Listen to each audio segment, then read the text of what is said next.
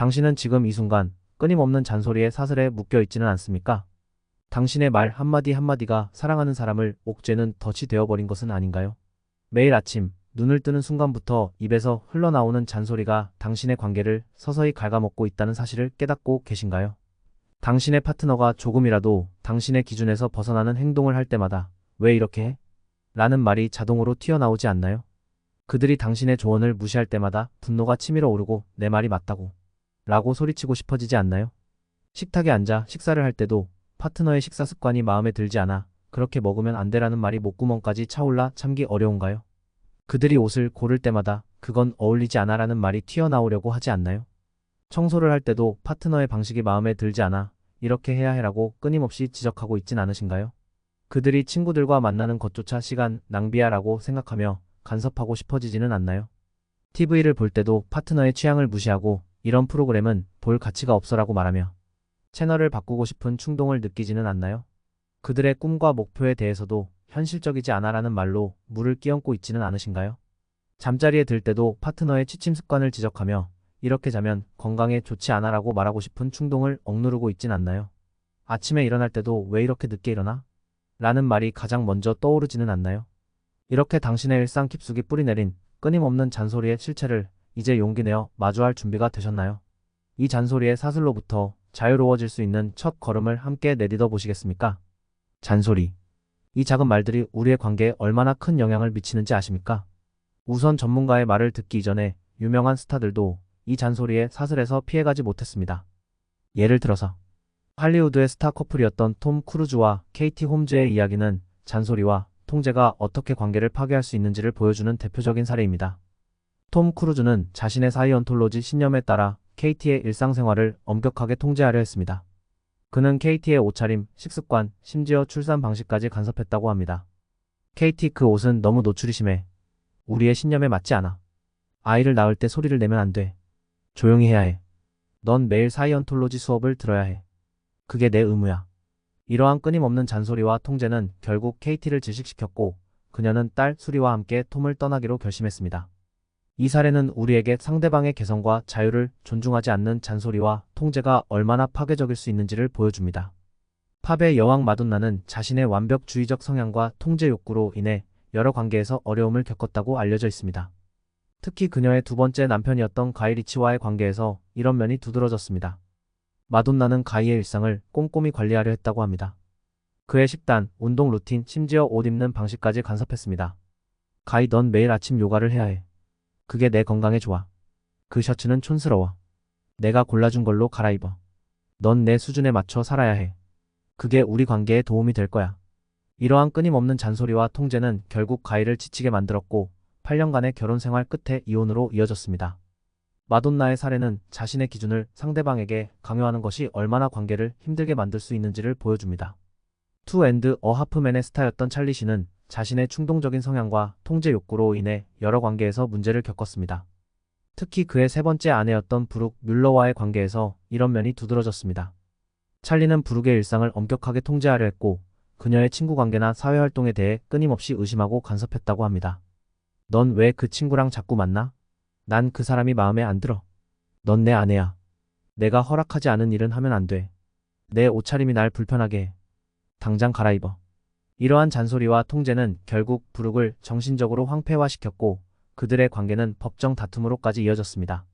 찰리 쉰의 사례는 상대방을 신뢰하지 못하고 끊임없이 의심하고 통제하려는 태도가 얼마나 관계를 파괴할 수 있는지를 보여줍니다. 그러면 이제 전문가의 의견을 들어보겠습니다. 닥터 잔 가트먼의 연구는 간단히 말해서 커플 사이에서 일어나는 부정적인 상호작용, 예를 들어서 잔소리과 긍정적인 상호작용의 비율이 15 미만일 때 그 관계는 심각한 위험에 처할 수 있다는 것입니다. 즉, 하나의 잔소리를 상쇄하기 위해서는 최소 5번의 긍정적인 상호작용이 필요하다는 뜻입니다. 이는 마치 잔소리의 독이 관계의 근간을 서서히 파괴하는 것과 같습니다.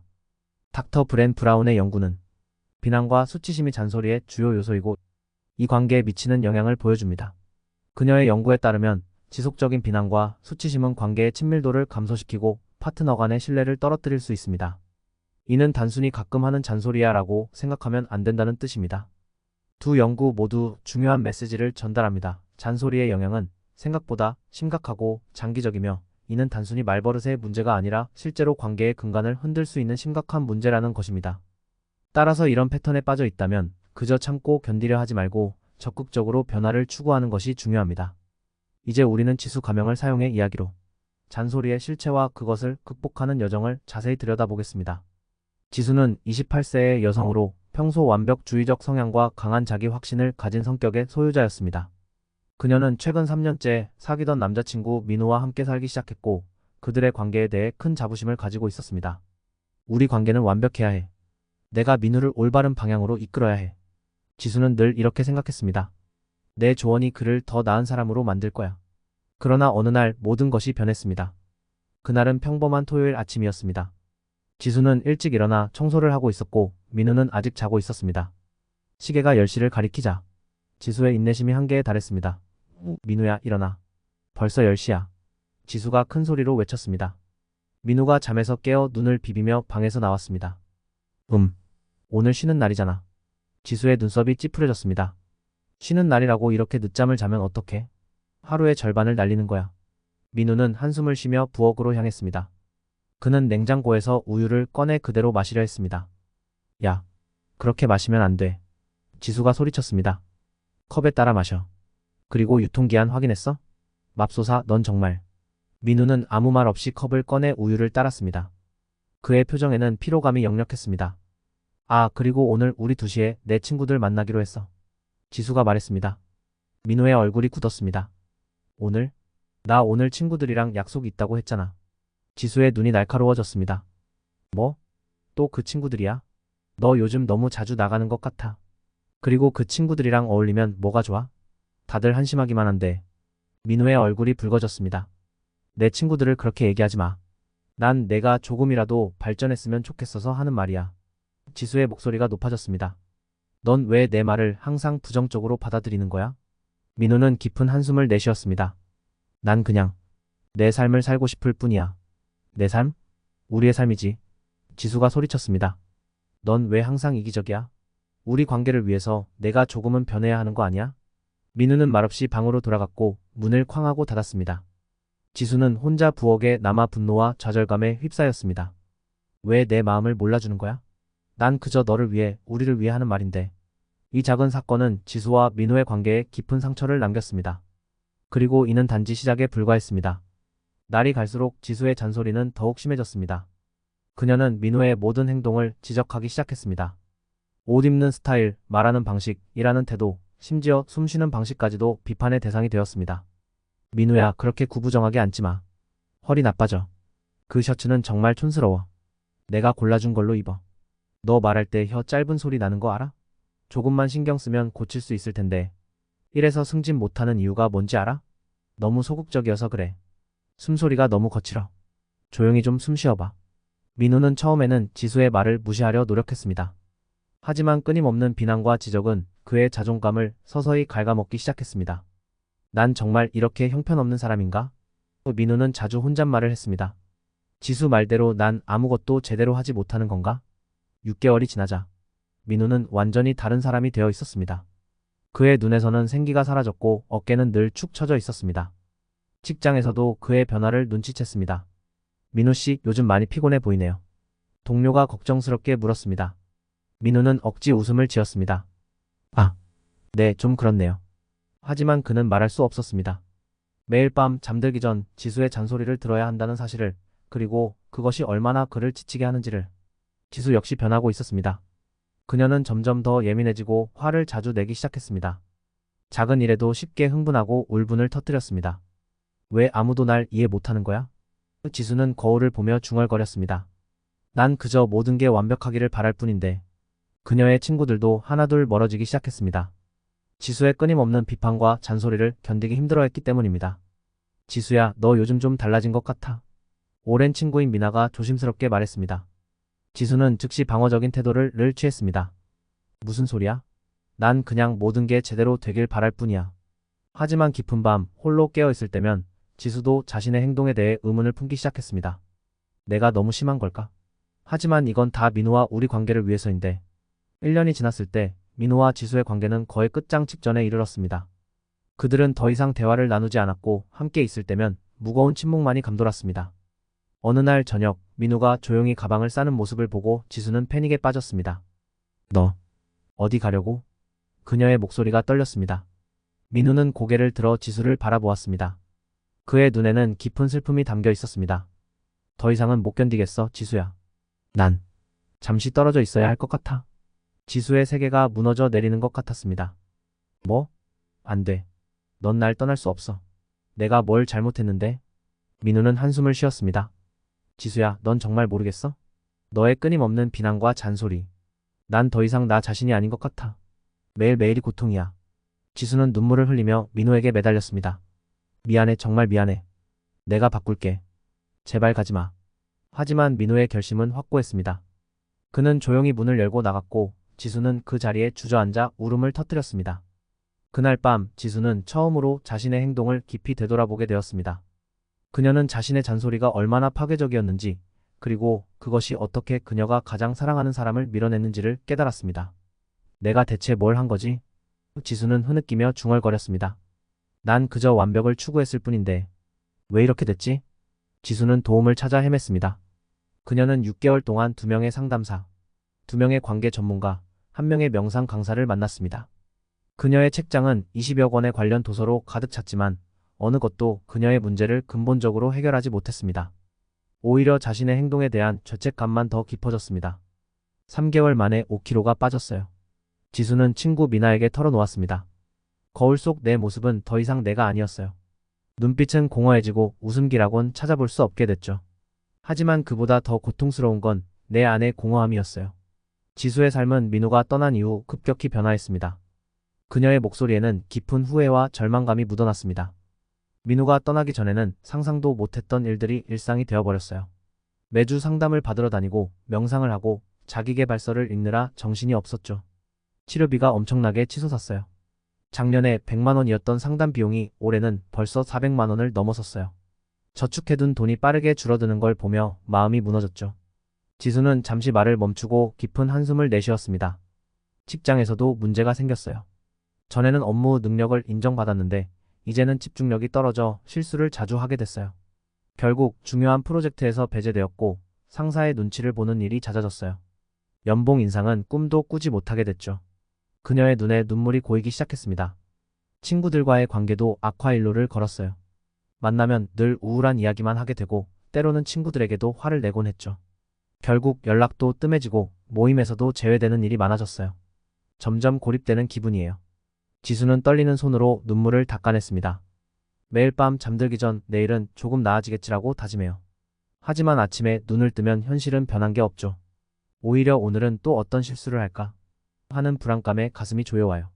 출근길에 마주치는 연인들, 길가에 행복해 보이는 커플들, 심지어 TV에서 흘러나오는 로맨틱 코미디까지 모든 것이 저를 괴롭게 만들어요.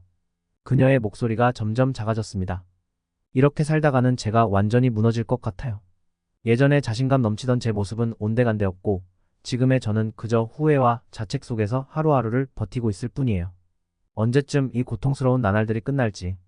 그 끝이 보이지 않아 너무 두렵고 절망스러워요. 지수의 이야기는 잔소리와 과도한 통제가 한 개인의 삶과 관계를 얼마나 철저히 무너뜨릴 수 있는지를 생생하게 보여주고 있었습니다. 지수는 인지행동치료, 마음챙김 명상, 요가, 운동, 식이요법 등 모든 것을 시도했습니다. 그녀는 6개월 동안 매일 1시간씩 명상을 했고 주 3회 요가 클래스에 참석했으며 매일 5km씩 달렸습니다. 하지만 이런 노력에도 불구하고 그녀의 죄책감과 후회는 오히려 30% 증가했습니다. 나는 내 감정과 행동을 컨트롤할 수 없다는 사실에 더욱 좌절했어요. 내가 해볼 수 있는 모든 것을 다 해봤는데도 왜 나아지지 않는 걸까요? 기존의 치료법들이 왜 지수에게 효과가 없었을까요? 스탠포드 대학의 심리학 교수인 닥터 캐럴 드웩은 그녀의 저서 마인드셋, 더 뉴 사이칼러지 어브 석세스 2006에서 이렇게 설명합니다. 우리의 행동 패턴은 단순히 표면적인 습관이 아닙니다. 그것은 우리의 믿음 체계, 즉 마인드셋과 깊이 연결되어 있죠. 따라서 진정한 변화를 위해서는 단순히 행동을 수정하는 것이 아니라 그 행동의 근원이 되는 믿음 체계를 변화시켜야 합니다. 케임브리지 대학의 신경과학자 닥터 TALISHAROT는 최근 연구에서 이런 흥미로운 사실을 발견했습니다.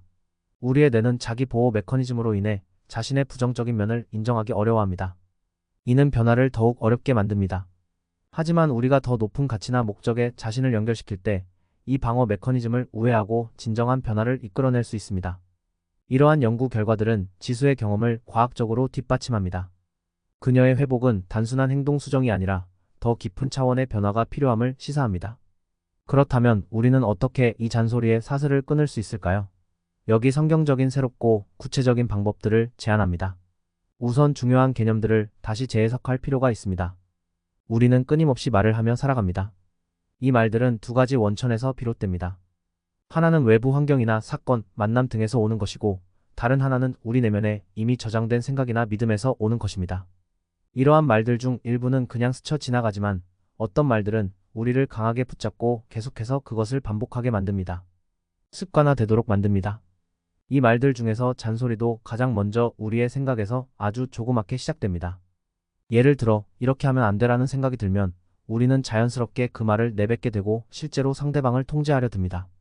이러한 말 중 부정적인 것들을 계속 내뱉게 되면 관계에 스트레스가 쌓이고 결국 불신과 갈등으로 나타나게 됩니다. 이는 우리의 관계 그리고 삶 전반에 악영향을 미칩니다. 그러면 내 마음속에서 지속적으로 생기는 이 부정적 말과 잔소리는 영향력이 커집니다. 이것을 살아있는 잔소리의 영이라고 표현하겠습니다. 이 영은 살아있고 꿈틀거리며 마치 내 마음속에 살아있는 거머리같이 우리 마음속에서 붙어 있어서 강력하게 작용하여 계속해서 부정적인 말을 만들어내는 생산 공장이 됩니다. 이 영의 영향력은 커지고 커져서 우리의 그만해야지 라는 그 자그마한 의지만으로는 이기기 어렵게 됩니다. 만일 그만해야지 라는 이 결심으로 이겨냈다면 이 글을 읽고 있지 않을 것입니다. 위의 설명을 다른 방식으로 비유해 보겠습니다. 우리 마음의 작동 방식을 이해하기 위해 마음을 하나의 거대한 정원으로 비유해 볼 수 있습니다. 이 정원에는 끊임없이 다양한 씨앗들이 뿌려지는데 이 씨앗들이 바로 우리의 말입니다. 이 씨앗들은 두 가지 원천에서 옵니다. 하나는 외부 환경에서 날아오는 씨앗으로 우리가 일상에서 보고, 듣고, 경험하는 모든 것들입니다. 다른 하나는 정원 안에 이미 존재하던 씨앗으로 우리의 믿음과 가치관이라고 할 수 있습니다. 이 씨앗들 중 많은 수는 땅에 닿자마자 사라집니다. 이는 우리가 순간적으로 스쳐 지나가는 말들을 의미합니다. 하지만 어떤 씨앗들은 땅에 뿌리를 내리고 자라기 시작합니다. 이것이 바로 우리를 강하게 사로잡는 말들입니다. 특히 잔소리와 관련된 말들은 매우 강한 생명력을 가진 잡초의 씨앗과 같습니다. 예를 들어 내가 이렇게 해야 해라는 말은 빠르게 자라나는 잡초와 같습니다. 이 잡초가 자라면 우리의 관계는 마치 잡초에 휘감긴 것처럼 경직되고 갈등이 생깁니다. 이러한 부정적인 말의 잡초를 그대로 두면 점점 더 많은 공간을 차지하게 됩니다. 정원의 다른 부분, 즉 우리 삶의 다른 측면들 마이너스 사랑, 이해, 존중 등 마이너스를 위협하게 되는 것입니다. 이 과정에서 우리는 스트레스를 받게 되고 결국 관계가 파괴되는 지경에 이르게 됩니다. 이렇게 자라난 잔소리의 잡초는 마치 살아있는 생명체처럼 보입니다. 이것을 잔소리의 영이라고 표현할 수 있는데 이는 우리 마음속에서 끊임없이 움직이며 새로운 부정적인 말들을 만들어내는 일종의 생산 공장과 같습니다.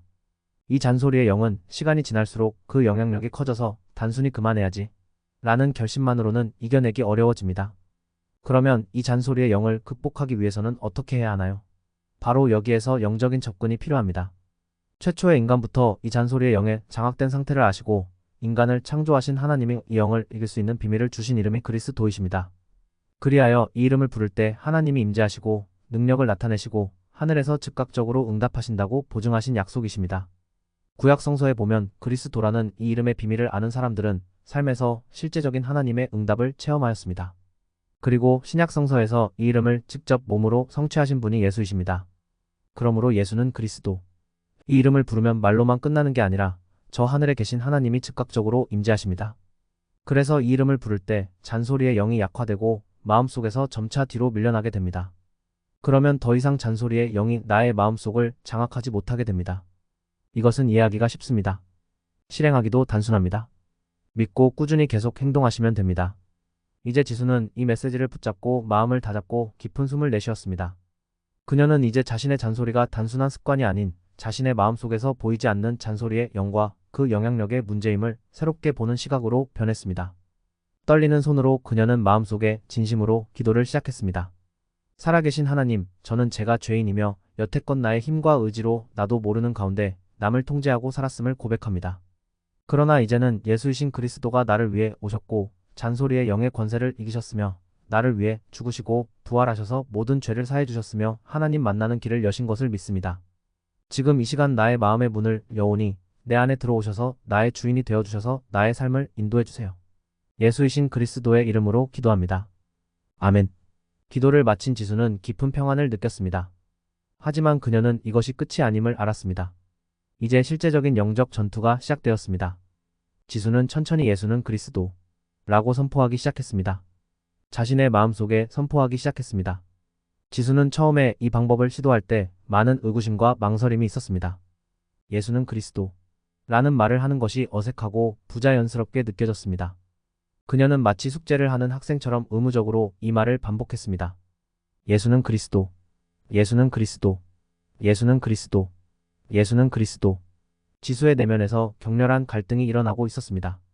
그녀의 마음속의 갈등은 이러했습니다. 예수는 그리스도. 이걸 또 말해야 하나? 벌써 수십 번은 한 것 같은데 정말 효과가 있긴 한 걸까? 아니야, 그만둬야 해. 이건 그저 헛된 희망일 뿐이야. 지수는 깊은 한숨을 내쉬었습니다. 하지만 만약 정말 효과가 있다면? 내가 포기해버리면 영영 이 잔소리의 습관에서 벗어날 기회를 놓치는 건 아닐까? 아, 모르겠다. 너무 혼란스러워. 그녀의 손이 떨리기 시작했습니다. 그래, 한 번만 더 해보자. 딱 한 번만. 예수는 그리스도. 뭔가 느낌이 다른데? 아니야, 분명 내 착각일 거야. 하지만 조금 전보다 마음이 편안해진 것 같기도 해. 지수의 눈에 작은 희망의 빛이 스쳤습니다. 이상하네. 그만두고 싶은데 동시에 계속하고 싶어. 이 모순된 감정은 뭘까? 잔소리하고 싶은 마음이 사라지는 걸까? 아니면 새로운 불안감이 생기는 걸까? 아, 정말 어떻게 해야 할지 모르겠어. 그녀는 잠시 눈을 감고 깊은 숨을 들이쉬었습니다. 좋아, 조금만 더 해보자. 그만두고 싶은 마음이 들 때마다 한 번씩 더. 이게 옳은 선택인지는 모르겠지만 지금 당장은 이것 말고는 내게 남은 희망이 없으니까. 그때 그녀는 몇 번 하지 않고서 그만할 생각이 온다는 것을 깨달았습니다. 그 생각을 붙잡으면 어떤 것도 결과가 나타나지 않는다고 생각했습니다. 그녀는 이 사실을 알기에 계속 기도하기 시작했습니다.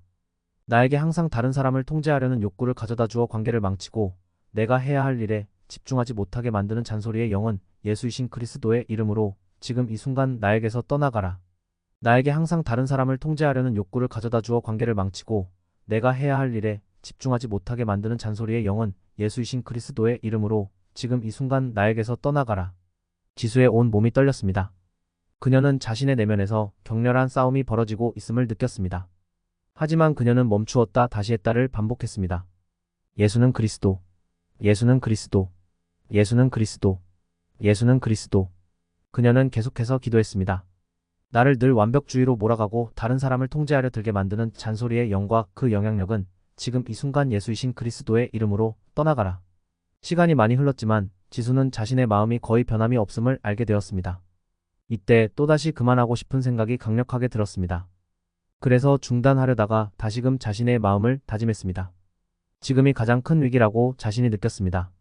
그녀는 다시금 계속 선포했습니다.